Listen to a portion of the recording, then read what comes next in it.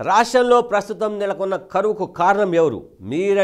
మీరంటూ Congress BRS నేతలు ఒకరి మీద ఒకరు విమర్శలు చేసుకుంటున్నారు. మరి అసలు నిజాలేంటి?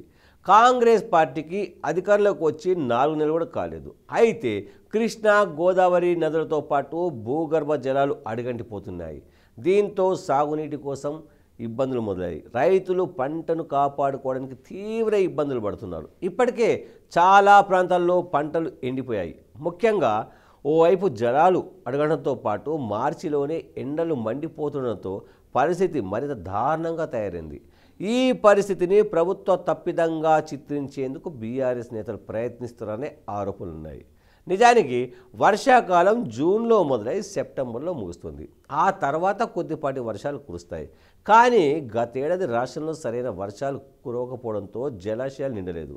దీనికి తోడు నాగార్జున సాగర్ నీటి వినియోగంలో ఏపీకి ఎక్కువ నీటిని కేటాయించడంలో పరిస్థితి మరింత దారుణంగా తయారైంది. ఏపీకి అదనపు జలాల కేటాయింపును అప్పటి ప్రభుత్వం అడ్డుకోలేకపోయింది. ఈ కారణంగానే ఈసారి సాగునీటికి ఇబ్బందులు తలెత్తాయి. కానీ కాళేశ్వరం ప్రాజెక్టులోని మేడిగడ్డ బ్యారేజీలో నీటిని నింపకపోవడం వల్లే ఈ పరిస్థితి ఎదురైందనేది బీఆర్ఎస్ నేతల వాదన. కానీ మేడిగడ్డ బ్యారేజీ పిల్లర్లు కూలిపోవడంతో ప్రస్తుతం వినియోగించే పరిస్థితి లేదు.